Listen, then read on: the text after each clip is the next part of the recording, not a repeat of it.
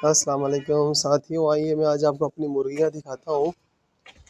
ये देखें जी, मेरी मुर्गियों ने क्या काम किया है, पानी ही गिरा दिया। देखें ज़रा,